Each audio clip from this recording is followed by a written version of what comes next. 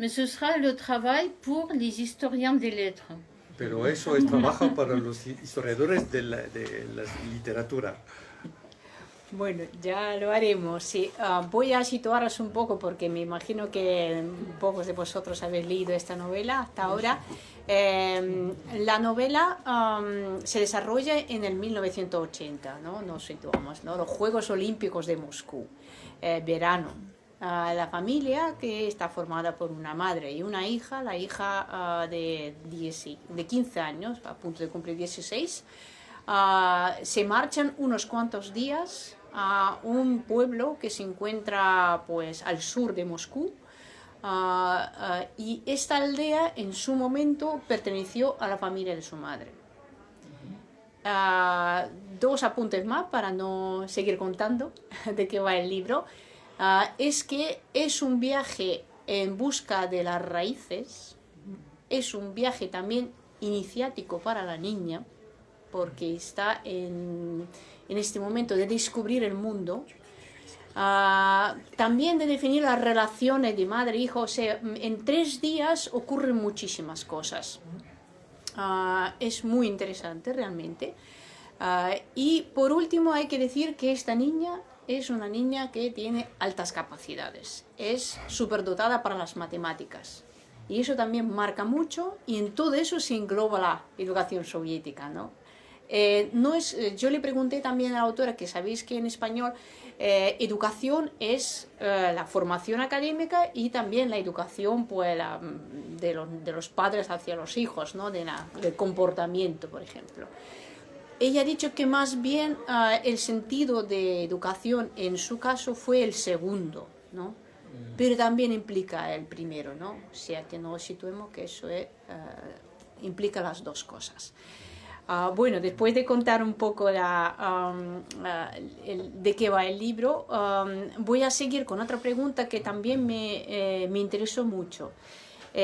Como escribe en francés y en ruso, ¿cómo define el idioma en el que va a escribir la novela, la próxima novela, o el cuento, por ejemplo, ¿no? ¿En qué criterios se basa? ¿Qué es lo que le dice que tiene que escribir en un idioma u otro, ¿no? ¿Es más bien algo racional o algo emocional, intuitivo? ¿Cómo va eso? Je suis rationnelle quand je suis historienne. Quand je suis écrivain, presque tout se passe, ça échappe au contrôle. Yo soy racional cuando yo soy historiadora, pero de escritora todo huye de mi control inmediatamente. Écrire, de manière générale, c'est prendre beaucoup de risques. Quand je suis historienne, je suis toute habillée de mon savoir devant mon lecteur. Quand je suis écrivaine, je suis nue devant vous. Y escribir es tomar un montón de riesgos, pero cuando lo hago de historiadora yo tengo la protección de mi saber, de mi competencia, pero cuando yo de autora yo estoy como desnuda enfrente al lector. Pas parce que je raconte des choses intimes sur moi, mais parce que l'écriture n'obéit pas au contrôle. No por el hecho que yo digo de las cosas íntimas de mí misma, pero porque es un tipo de escritura que escapa al control. Mais il y a une histoire quand même de langue. Donc j'ai commencé à écrire en français et je me suis dit, je suis une écrivaine française, de langue française. C'est ce qui me plaît. Hay una historia de idiomas, porque yo empecé a escribir en francés. He decidido que yo soy una escritora francesa en francés. Et mon évolution en tant qu'écrivaine se passait d'abord en français. Y he evolucionado como escritora en francés. J'ai écrit des pièces, des nouvelles, 3 romans en français. Y yo escribí en francés 3 novelas, una pieza de teatro, cuentos, muchas cosas. Et puis, il s'est passé quelque chose de très bizarre et que je ne peux pas expliquer. En 2016, j'ai commencé à écrire en russe. Y pasó algo muy extraño que no puedo explicar, que en 2016 yo empecé a escribir en ruso, ficción, Et vraiment, je ne sais pas pourquoi. y no sé por qué. Et j'ai écrit 2 romans, beaucoup de nouvelles et une biographie. Y yo escribí 2 novelas, varios short stories o cuentos, o no sé cómo se llama, cuentos, relatos, sí. y una biografía. Et puis, en février 2022, la langue russe a disparu pour moi. Y en febrero del 22 la lengua rusa desapareció por completo para mí. J'ai vécu j'ai vécu un tel choc Viviendo tal choque del inicio de la guerra, que je ne peux... Et depuis, je n'ai pas réécrit en russe. Donc, je suis revenue à l'écriture uniquement française. y después yo he escrito únicamente en francés. Parce qu'entre 2016 et 2022, j'écrivais en 2 langues. Y solo entre estas 2 fechas, Ouais. 16 y 22, yo escribí en los 2 idiomas al mismo tiempo. Puisque Nina est une traductrice universitaire, peut-être c'est intéressant pour vous. C'est un critique littéraire qui a observé ça, ce n'est pas moi, que j'écris en russe les histoires qui ne parlent jamais de la Russie. Et j'écris en français les histoires qui parlent de la Russie. C'est-à-dire, il a observé que j'ai besoin de la distance d'un hiatus entre l'histoire, ce qu'elle raconte, et la langue. Mais ce n'est pas moi qui a observé ça. Lo observó un crítico literario, no fue mi experiencia o mi constatación, es que cuando yo escribo en ruso, yo no escribo sus argumentos que tienen nada que ver con la Rusia. Y cuando escribí en francés, tiene siempre algo que ver con la Rusia, como si yo necesito esta distancia para poder hablar de las cosas rusas. Ya. Pues muy interesante, la verdad, porque estos casos no se dan mucho, la verdad, es en la literatura, ¿no? Para hablar un poco sobre el argumento de la novela, a mí me ha llamado mucho la atención, muchos temas me han llamado la atención dentro de la novela, pero una que me toca también decir que me interesa es el tema de las altas capacidades, de la educación de los niños con altas capacidades. Y claro, en la novela lo que aparece dibujado es el modelo soviético para los alumnos con altas capacidades. Allí sí que se hacía una selección, había toda una red de colegios para niños con altas capacidades. En eso sí que se ponía mucho hincapié, igual que ahora, por ejemplo, podemos ver en los Estados Unidos que van repescando a los niños, ¿no? Bien, ahora, no siempre lo aprueba la novela, no siempre lo aprueba la niña en este caso, desde su perspectiva de la autora, ¿no? ¿Qué le parece lo más valioso de aquel sistema soviético y qué es lo que le suscita dudas? ¿Cuáles fueron las cosas más positivas de aquel modelo y qué es lo que le faltaba? Le monde soviétique dans lequel j'ai grandi, je suis née en 1963. Et j'ai grandi donc dans les années 70. En 80, je suis entrée à l'université. Les années 70 en Russie, pour une jeune personne, c'était des années apparemment calmes. Pues yo nací en 1963 y yo fui educado en los años 70 Y estos años parecían para una joven persona muy tranquilas. Il n'y avait plus de grande terreur, hein, comme à l'époque de Staline. No, no había los grandes terrores como en el periodo de Stalin. Mais les gens devaient s'adapter à un mode d'expression de soi strict. Pero la gente tenía que adecuarse a un modo de representación de sí mismo muy estricto. Tout était codifié, comment on s'habillait, ce qu'on devait dire et ce qu'on ne pouvait pas dire, comment on pouvait être à l'extérieur de la maison. Et la première chose que l'enfant apprenait dans mon milieu, c'est qu'on ne répète jamais à l'extérieur ce qui se dit à la maison. Et que todo era muy codificado, cómo vestirse, lo que decir fuera y en otros sitios. Y la primera cosa que un niño aprendía a casa es no repetir las cosas escuchadas o sentidas en casa, fuera.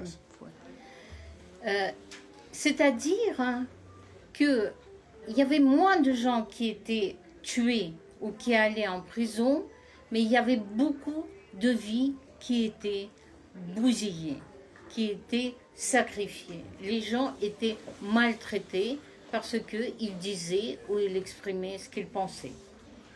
Y por eso no había tanta gente matada o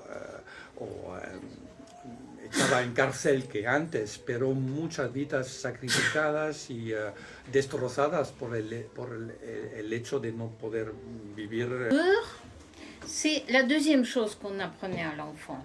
C'était bien d'avoir peur. La segunda cosa que se aprendía a los niños es tener miedo, porque es muy importante, muy bueno, positivo tener miedo siempre. Il ne s'agissait pas d'avoir du discernement, mais d'avoir peur, d'emblée peur. No es tener prudencia o criterio, es tener miedo. Et donc la base de l'éducation, c'était cela, mensonge et peur. Eso es, las bases de esta educación son la mentira y el miedo. Maintenant, l'un des mensonges les plus profonds était à propos de l'égalité de Russes, de soviétiques, de citoyens soviétiques, cette fameuse égalité. Il n'y avait pas de société plus hiérarchisée. Y la mentira principal era la aparente igualdad de los ciudadanos, que no había sociedad más jerarquizada, más elitista que la soviética. Puisque tout était donné, tout ce qu'on pouvait avoir était donné par les autorités, était distribué. Todo lo que se podía conseguir o obtener era dado por las autoridades. Et le hiatus entre les gens vraiment misérables et les gens qui avaient quelque chose, c'était énorme. Y la diferencia entre la gente miserable y la gente que tenía alguna cosa, alguna cosita, yo diría, era enorme.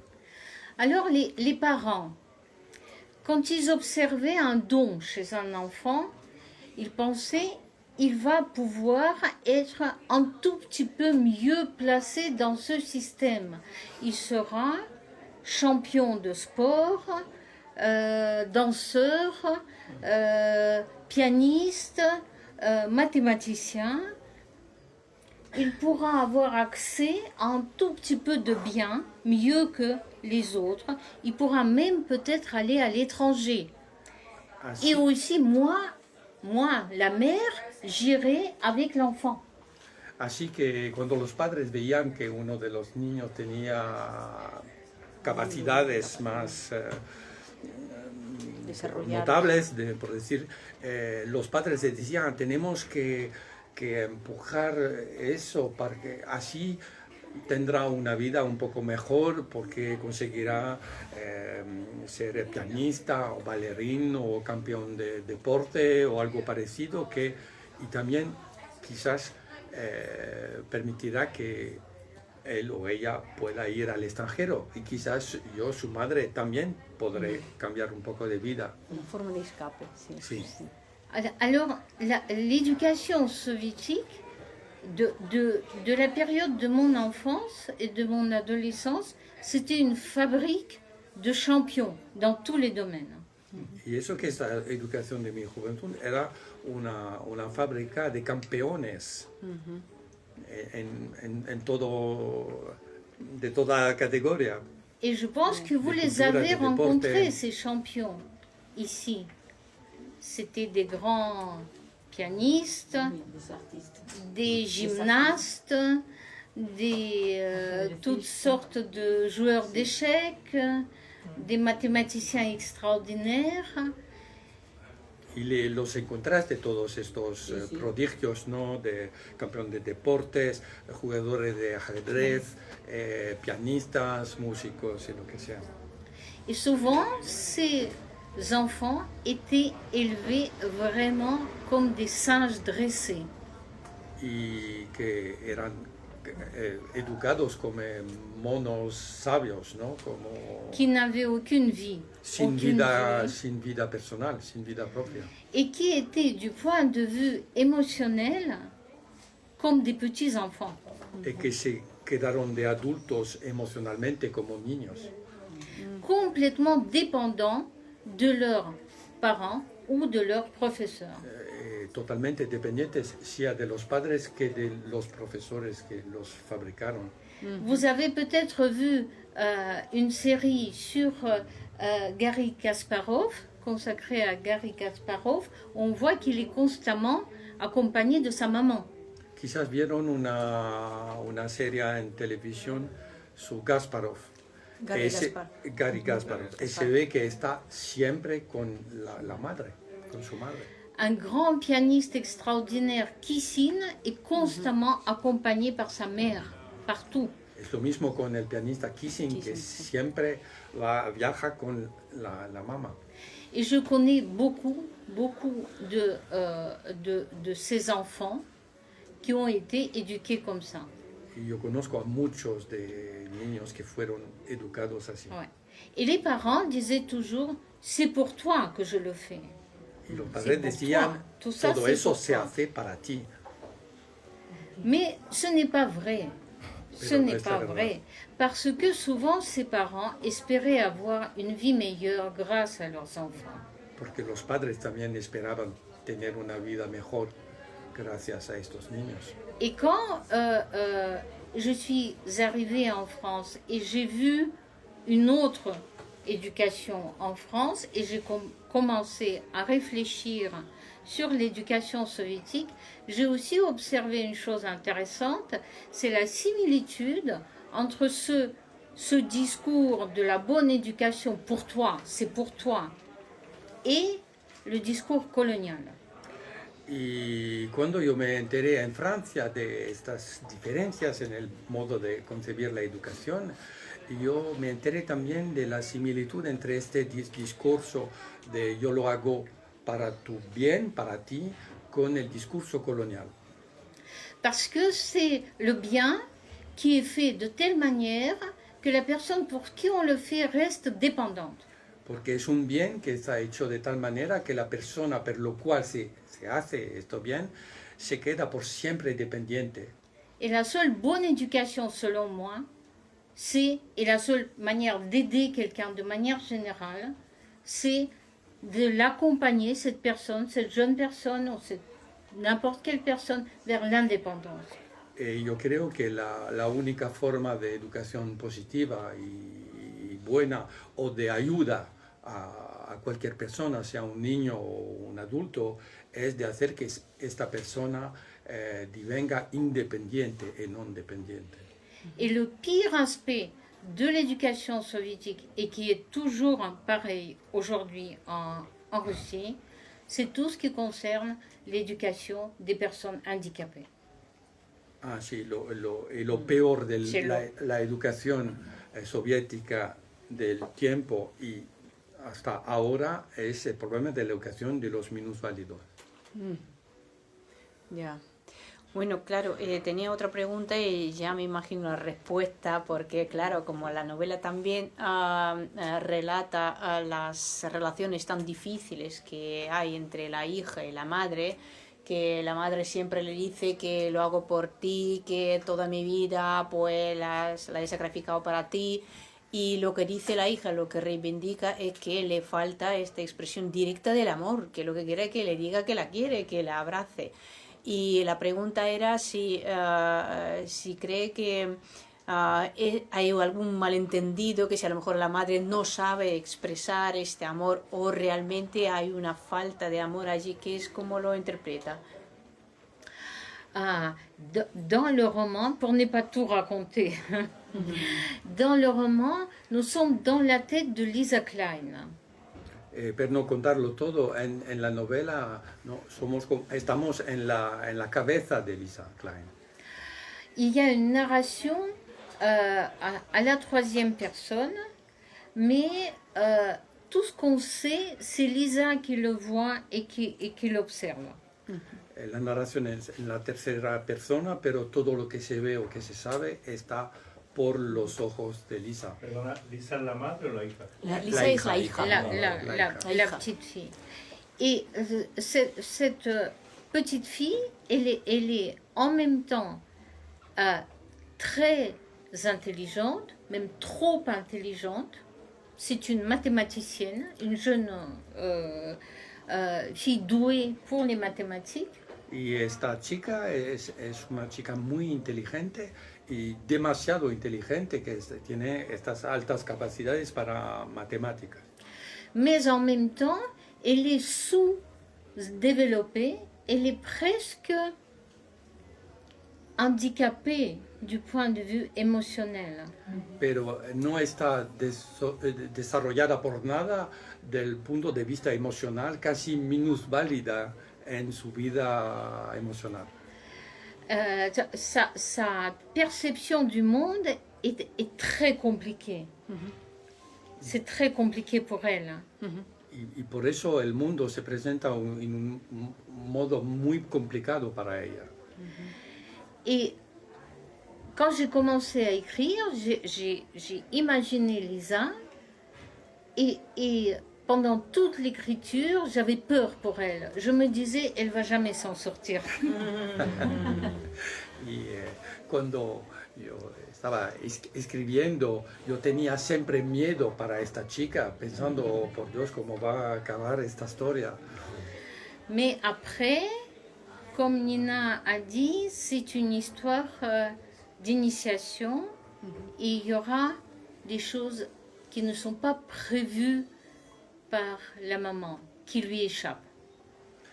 Pero es una novela de iniciación, como ha comentado Nina, y hay, por suerte, cosas que están fuera del control de la madre y que pasan. Et ma pauvre Lisa va rencontrer quelqu'un. Y esta pobre Lisa va a encontrar a alguien. Un personnage très étrange. Personaje muy extraño. Ya, bueno, muchas gracias. Claro, todo lo que hemos hablado leyendo sobre la educación soviética, sobre esta generación que se formó en los años 80, que es la que ahora mismo está en el poder en la Rusia actual, la pregunta que me surge, ¿hay algo en esta historia que nos ayude a entender el presente de Rusia de hoy?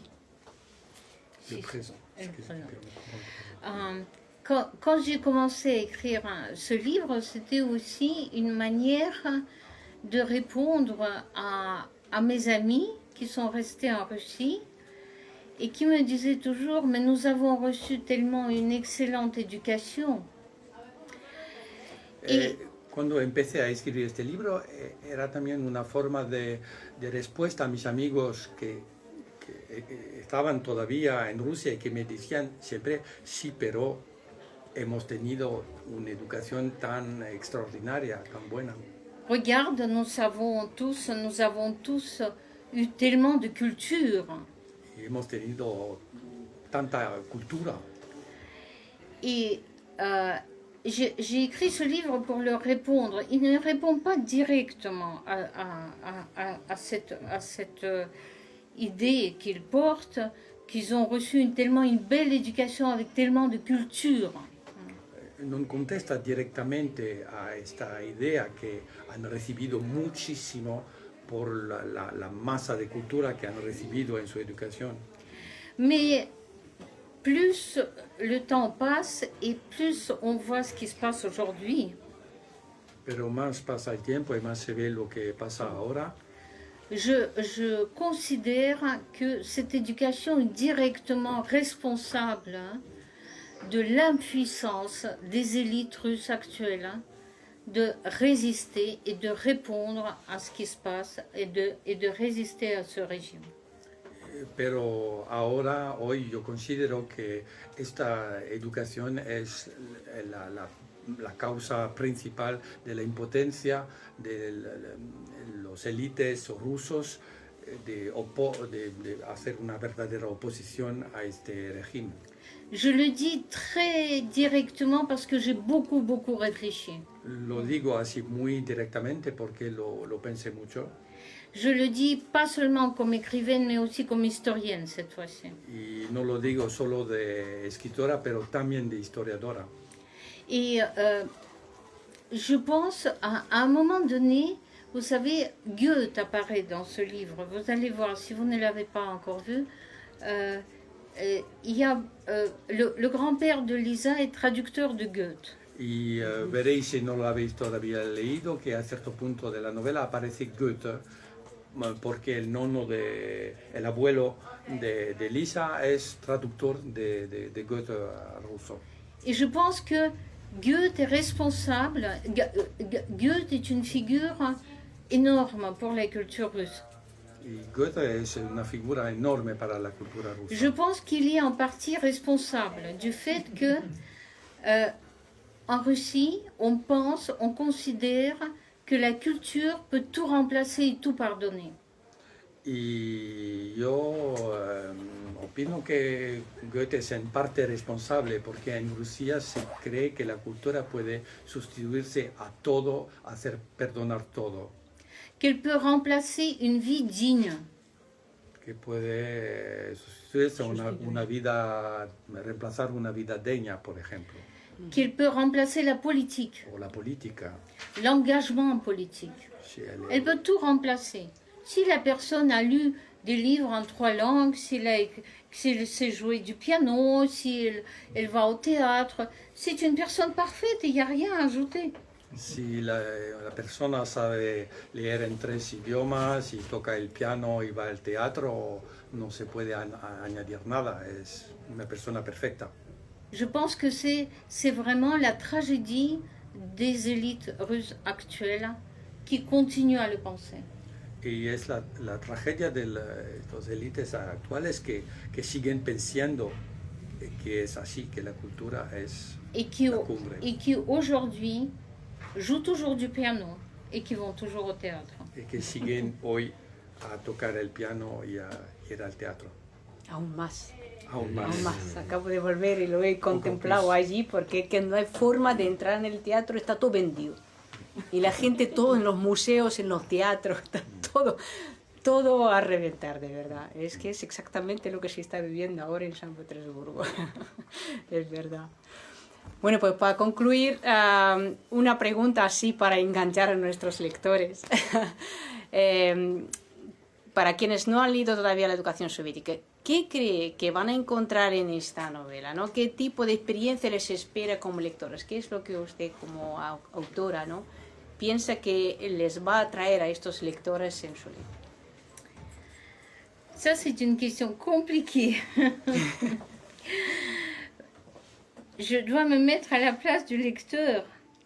C'est cela? Sí, oui. Qu'est-ce que tu imagines qu'ils vont tirer de cette lecture J'espère qu'ils vont aimer Lisa, qu'ils vont se prendre de tendresse pour elle. Yo espero sobre todo que tendrán, que la quieran, que tendrán ternura para ella. Et qu'ils vont partager mon inquiétude pour cet être tellement brillante et tellement fragile. y que también se preocuparán por el futuro de esta niña tan frágil y tan brillante. Et que cette expérience est de percevoir la fragilité de la personne, Y es percibir la fragilidad de la persona. mais aussi, avec cette fragilité, l'immense courage qu'on a de temps en temps, nous tous très fragiles, nous sommes tous fragiles. Pero aunque frágiles todos, también la capacidad de un inmenso coraje cuando necesario.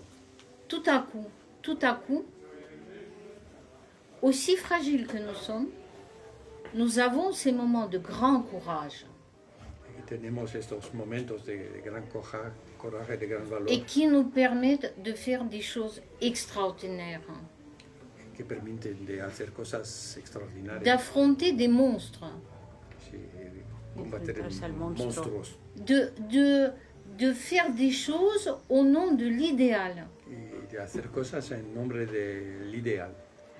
Et ça, je trouve, j'admire ça dans l'homme, j'admire ça dans Lisa, parce qu'elle va faire des choses extraordinaires. Et je pense aussi que la littérature est cet endroit où on peut répéter, comme on répète avant au théâtre, comme on peut expérimenter, c'est le champ d'expérimentation, où on peut envoyer un être fragile à faire des choses extraordinaires, à avoir du courage. Y es una cosa que yo admiro mucho en la humanidad y en mi personaje. Y la literatura es como un lugar a donde se pueden hacer pruebas, como una prueba de música o de un concierto o de teatro, con esta chica frágil que está confrontada a esas dificultades. Pues muchas gracias. Si hay alguna pregunta. Pues buenas tardes, yo sí me he leído ya el libro y me ha gustado bastante, la verdad. Y antes de oír lo de la importancia de la cultura en la educación rusa, yo lo que leía y lo que percibía era que físicamente a la madre no le gustaba Lisa. Entonces le obligaba a estudiar tanto, era la sensación que yo tenía, para que destacara, ya que físicamente no era tan bella como ella, pues tenía que destacar en los estudios y por eso era constantemente Lisa estudia, Lisa estudia. Ouais. Pero bueno, ahora he cogido otro punto de vista. Ouais. C'est vrai que c'est très fort, hein, ce sentiment physique de Lisa qui veut se distinguer de sa mère. C'est très vrai. C'est très vrai. Oui. Mais je ne l'ai pas vraiment... Percibí. Mais c'est très vrai cette observation. Merci. Es muy justo que Lisa quiere tener esta distancia de la apariencia física con su madre, pero no lo hice muy deliberadamente. Parce que la mère est une dominatrice. Sí, sí. Oui, elle n'est pas seulement belle, elle est énergique. Oui. Sí. Hay una tensión sexual realmente en la novela entre la madre, la hija y los personajes. Allí por eso es en parte también un viaje iniciático, porque claro, el iniciático es para iniciarse en la vida adulta y también reproductora, ¿no? Entonces es todo un cúmulo de tensiones ahí. Et c'est très intéressant parce que c'est un lecteur qui aussi a observé cela, que c'est ce David qu'elle rencontre, qui est très important dans l'histoire, et qui est un homosexuel. Et c'est de le voir et de sentir sa présence physique aussi, qui tout à coup la libère. Parce que ce n'est pas des schémas dont elle a peur. C'est quelque chose de complètement inattendu pour elle. Et ça la libère.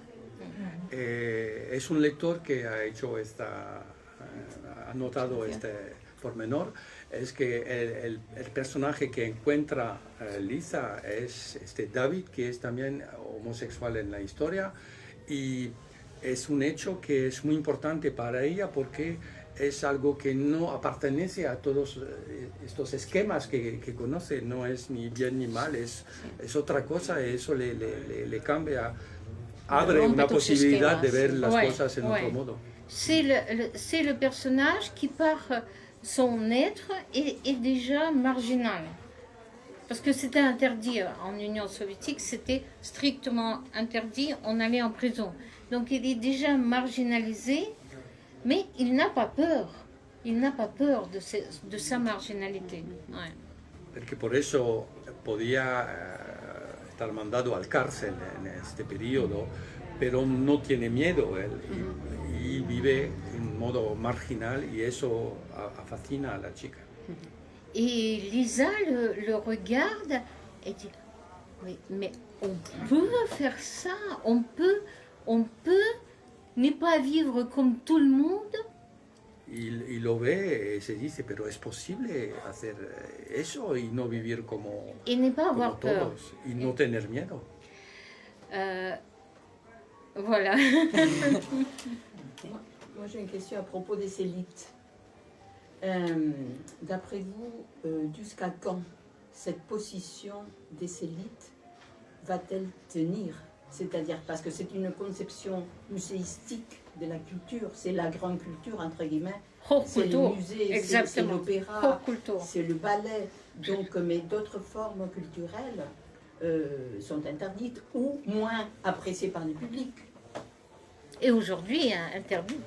Aujourd'hui, Donc, Podemos c'est le traducir la retour. pregunta Sí, para que los digo que no que- sepan francés. Que digo que, perdona, que me pregunto si esta posición de las élites, cómo va a mantenerse, porque, claro, ese escudo de la cultura, pero es una cultura que equivale a lo que llamamos gran cultura, es decir, la forma de la ópera, el ballet, otras formas culturales quizá no sean tan bien recibidas, o lo mismo no existen. Ya. Mais je pense qu'en ce moment, ce qui se passe, c'est la réaction noire. C'est vraiment tout ce qu'on sait sur l'idéologie réactionnaire ici en Occident, par-ci, par-là. C'est vraiment le retour à exactement cette réaction en Russie de manière massive. Lo que se puede observar es que ahora es la reacción nera, es decir, todo lo que se puede observar en Occidente como ideas reaccionarias, en Rusia es masivo, es una reacción masiva y que regresa a estos modelos. Donc aussi vers cette culture-là, Y también le lac des cygnes. el lago de los cisnes. Si, si, si. Il y a aussi une grande émigration, vous savez, des élites qui sont aujourd'hui un peu partout, beaucoup en Allemagne, Y estas élites están en todas partes, especialmente en Alemania ahora. mais aussi en France. On rencontre des nouveaux émigrés, on les voit en Italie, on les voit dans les pays baltes, beaucoup. Y se encuentran en todas partes, en Francia, en los países bálticos. Bálticos, en Italia, sí. Et En Italie. ces gens, on va voir qu'est-ce qui va se passer, parce que pour le moment,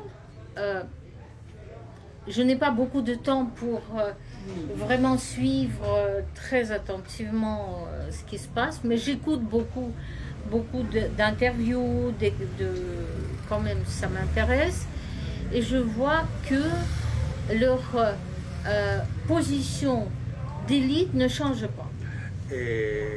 Hay que observar lo que va a pasar en el futuro y yo no estoy muy dedicada a observarlo todo, pero escucho muchas entrevistas, charlas, transmisiones, lo veo que su estatuto de élite no cambia. Et le très gros problème pour moi, la question, là c'est pas une écrivaine qui parle, parce que j'ai beaucoup réfléchi sur cette question aussi en tant qu'essayiste politique.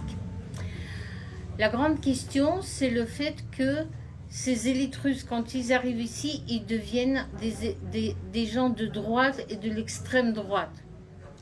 Y el problema al cual yo he mucho pensado, no como escritora, pero más como ensayista política, es que estas élites apenas llegan a Europa, se convierten en gente de derecha y de extrema derecha. Et je ne veux pas les dénoncer, je ne veux pas les juger, mais je l'observe. No es Aussi, para juzgar o denunciar, pero es una cosa que se observa. beaucoup de racisme aussi. Mucho racismo. Beaucoup de racisme et aussi beaucoup de mépris pour les gens qui travaillent de leurs mains, par exemple. Y mucho desprecio, por ejemplo, para la gente que trabaja con sus manos. Et ça, c'est un problème. C'est un problème. Y eso es un Parce que problema. là, c'est un paradoxe. Parce que cette grande culture devrait donner le sens d'humanité. Et cette idéologie marxiste devrait apprendre à respecter le travail, par exemple. Y eso es un paradojo porque esta idea de la cultura tan alta tendría que favorecer, ¿no? esta empatía, esta comprensión de los demás. Y el marxismo también hubiera tendido a valorizar el trabajo. C'est des gens qui ont lu Gramsci, Ya, ya. par exemple. Han Je leído ne sais Gramsci. pas, je ne sais pas comment cela s'est passé. Je ne sais pas comment répondre à cette question, mais j'observe cela et je pense qu'il faut une grande rééducation soviétique. No sé cómo sucedió, pero pienso descubrir que los intelectuales franceses estaban romantizando la Unión Soviética. que les intellectuels français ont une vision tellement romantique de l'Union soviétique dans les années 60. Oui, ¿Cómo se explica Todorov. esto? oui. Todorov. Hein? Todorov. Théodorov. Oh là là. Le bulgare. Ouais, oui. C'est très très vrai ce que vous dites. C'est une histoire compliquée, un peu longue. Sí, es muy justo, pero es una historia un poco larga y muy complicada. Ça a commencé pendant la guerre, Y empezó durante la guerra. surtout. Et c'est une histoire entre les communistes, la résistance et aussi les Américains. Es un problema entre los comunistas, la resistencia y los americanos. Et c'est une histoire qui n'est pas encore complètement dévoilée. Ça reste une histoire honteuse. En fait. Y es todavía una historia un poco Por descubrir, por vergüenza, investigar. que Ah, no vale. se, Comme no dit, se habla mucho de eso. comme dit un excellent historien français, Rousseau, Henri Rousseau, il dit c'est le passé qui ne passe pas. Sí, un historiador francés muy bueno, que es Henri Rousseau, especialista de este periodo de la guerra, dice es el pasado que no pasa.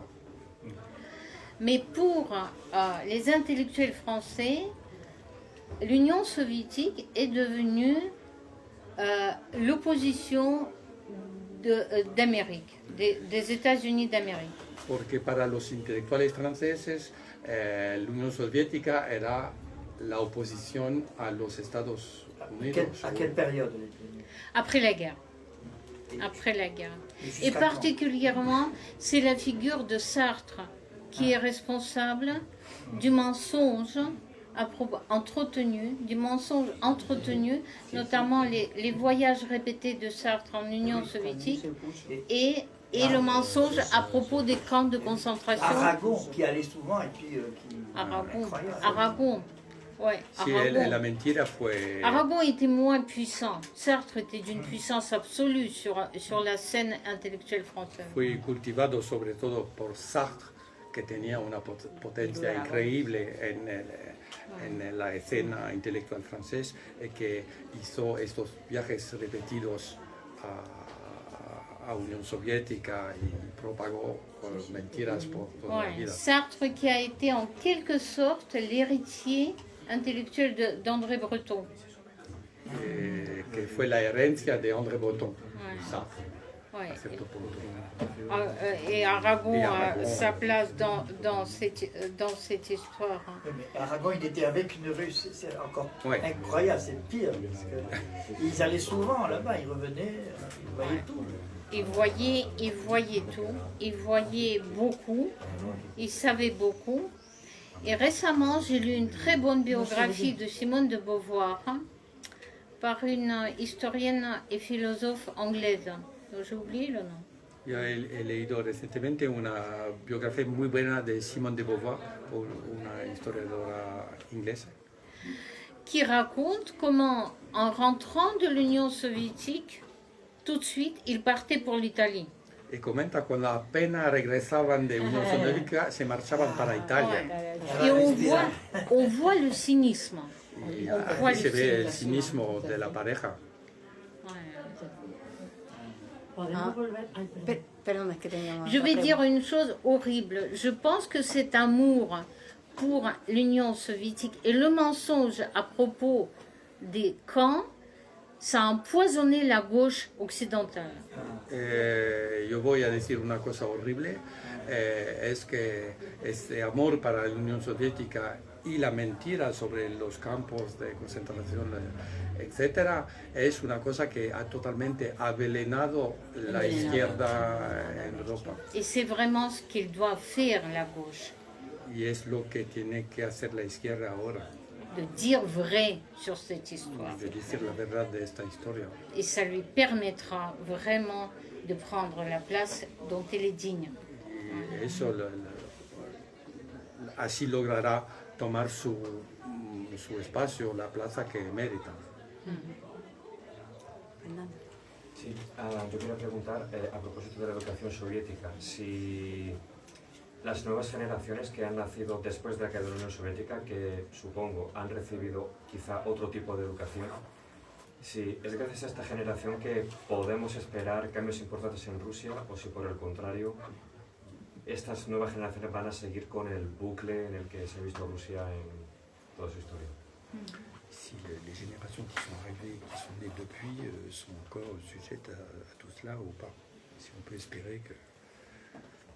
Je ne sais pas, je vais vous avouer une chose inavouable. La dernière fois que j'ai été à Moscou, c'était en 2005.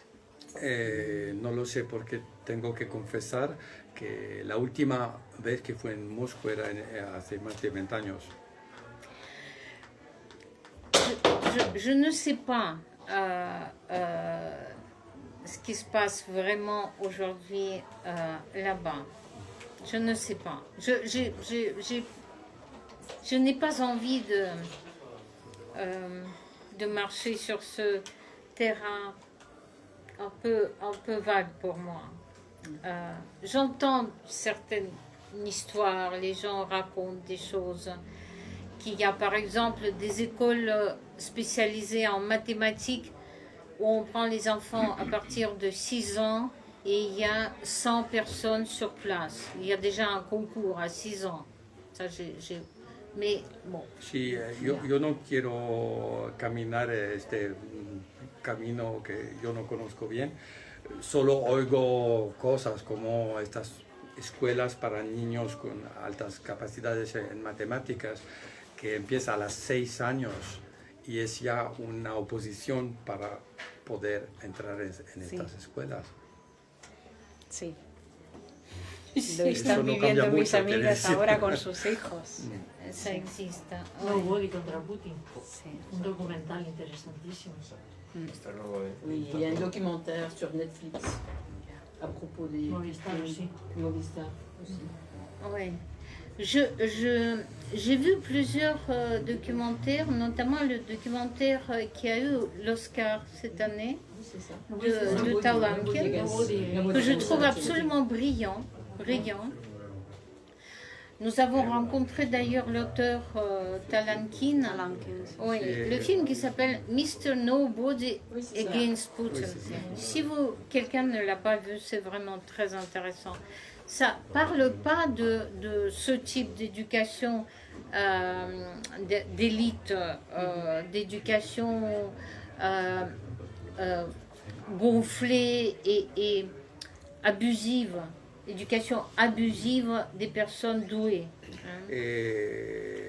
Sí, recomiendo ver el documentario que recibió el Oscar de Talankin, Mr. Nobody Against Putin, que hemos visto y encontrado Talankin en París, pero no se trata de este tipo de educación para élites. Mais du traitement militariste, conscient, militariste de tout petits enfants. Pero de la militarización de los niños muy pequeños. Ce que j'ai observé quand j'ai vu ce film, ce qui fait le lien avec ce que j'ai vécu, c'est comment la présence des militaires dans l'école transforme les enfants et ils commencent à avoir peur d'exprimer leurs émotions. Y el vínculo con las cosas que yo he vivido es en el film la presencia de los soldados en la escuela cuando vienen y de repente los niños tienen miedo y miedo de hacer muestra de sus emociones, tienen que se esconden, ¿no? Que tienen una especie de mascarilla, ¿no? Et il y a surtout une jeune femme, une jeune fille dans ce film qui s'appelle Masha, qui est la vraie héroïne de ce film, et c'est une fille très spontanée au début. Y Joyeuse. en el film hay una especie de heroína que se llama Masha, que es una jovencita muy espontánea, muy alegre al empezar del film. Et qui, à la fin du film, a un masque à la place du visage. Y a la fin del film de la película tiene esta especie de cara sin vida. Et ça, ce masque, je le connais. Y eso es Je le connais. una cara que yo conozco. Et c'est ce genre de visage que j'ai vu beaucoup dans mon enfance. Y esas son las caras que yo veía en mi infancia. Est-ce que c'est le retour en arrière ou je ne peux pas dire des choses ni très précises, ni très générales. Peut-être je me permettrai quand même dire une chose générale un peu trop générale. No sé si un regreso, no quiero decir cosas muy concretas, precisas o generales, pero quizás yo diré algo demasiado general. Et si je me trompe, tant mieux, je serai contente. Y yo estaría feliz de equivocarme.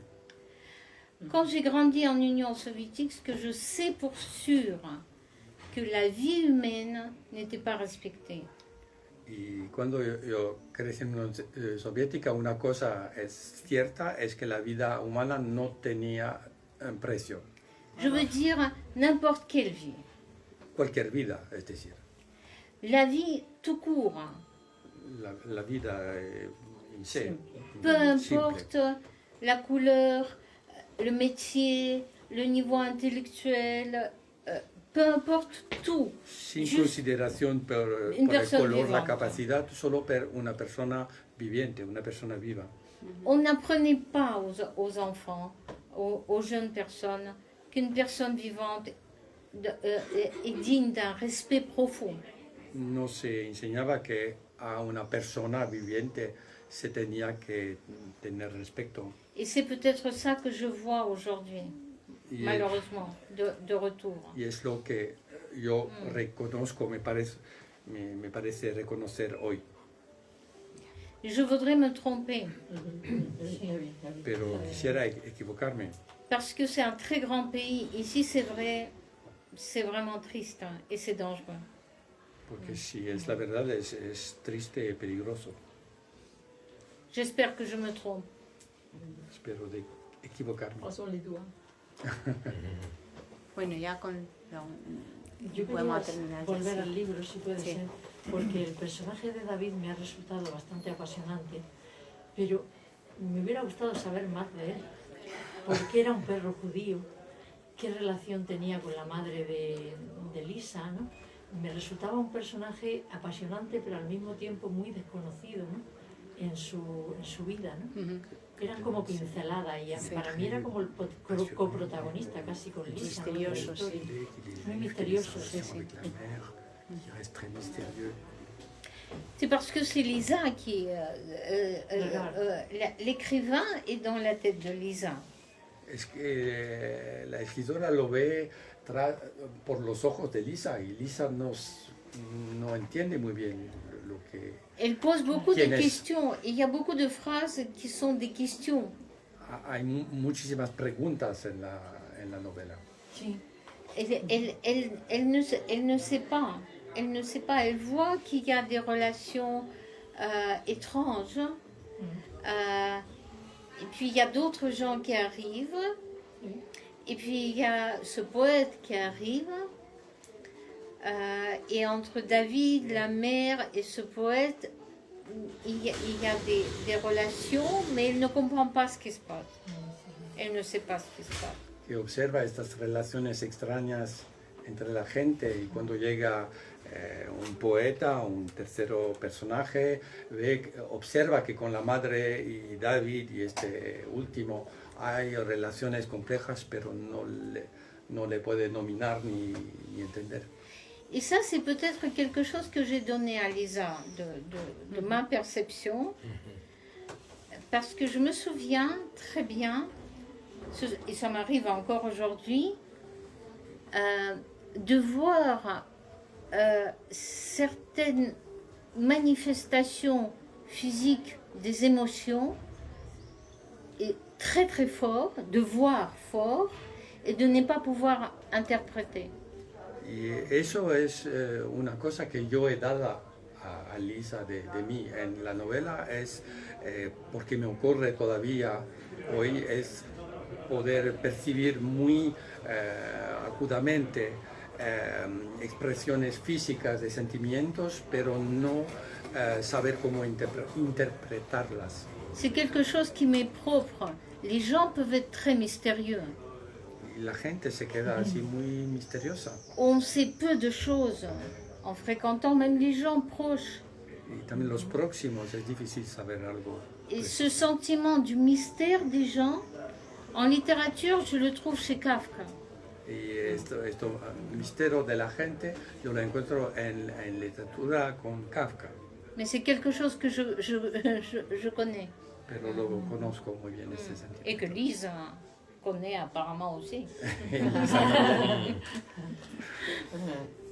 Bueno, pues creo que vamos a ir terminando también para dejar que descanse Philip también. No, esta vez.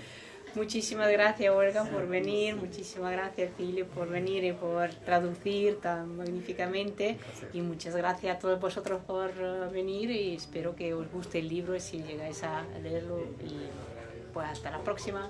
Gracias. Merci.